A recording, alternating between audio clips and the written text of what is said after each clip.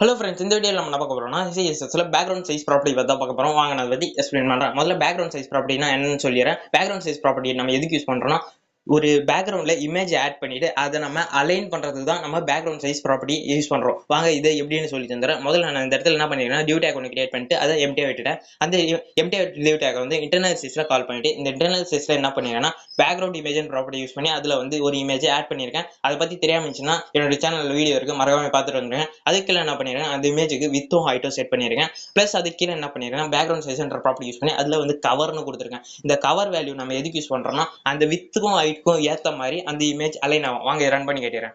பாத்தீங்களா, அந்த வித்துக்கும் ஹைட்டுக்கும் ஏத்த மாதிரி அந்த இமேஜ் வந்து ஒரே டைம் அலைன் ஆகும். இதுல நம்ம கண்டென்ட் ஒரு ஆப்ஷன் இருக்கு, அதை நம்ம டிக்ளேர் பண்ணுவோம். இந்த இடத்துல நம்ம கண்டென்ட் ஆப்ஷனை கொடுப்போம். வாங்க இப்ப ரன் பண்ணுவோமா. பாத்தீங்களா, ரெண்டுத்துக்கும் அந்த அளவுக்கு டிஃபரெண்ட் தெரியல. ஏன் டிஃபரெண்ட் தெரியலன்னா, இந்த இடத்துல வித்தும் ஆயிடும் அதுக்கு ஏத்த மாதிரி இருக்கு. நம்ம இந்த வித்தும் ஆயிட்டும் இன்க்ரீஸ் பண்ணும்போது வாங்க இப்ப ரன் பண்ணுவோமா.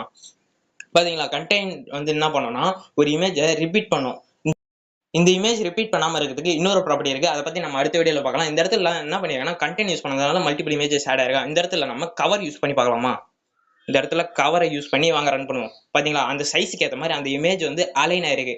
இதுல நம்ம என்ன பண்ணலாம்னா, ஒரு வித்தும் ஹைட்டும் ஏத்த மாதிரி, அதாவது நம்ம சைஸை கூட யூஸ் பண்ணலாம். இந்த இடத்துல 100 பிக்சல் கொடுத்துட்டு வாங்க ரன் பண்ணுவோம். பாத்தீங்களா, அந்த இமேஜ் வந்து மல்டிபிள் டைம் 100 பிக்சலுக்கு ஏற்ற மாதிரி ரெடியூஸ் ஆயிட்டு மல்டிபிள் டைம் டிக்ளேர் ஆயிருக்கு. இவ்வளவுதான் ஃப்ரெண்ட்ஸ், இந்த வீடியோ. இந்த கண்டென்ட் உங்களுக்கு புரிஞ்சிருக்கும்னு நினைக்கிறேன். இது மாதிரி இன்னும் நிறைய இன்ஃபர்மேஷன் நீங்க தெரிஞ்சுக்கணும்னா மறக்காம சேனல் சப்ஸ்கிரைப் பண்றேங்க. அடுத்த வீடியோவில் பார்க்கலாம்.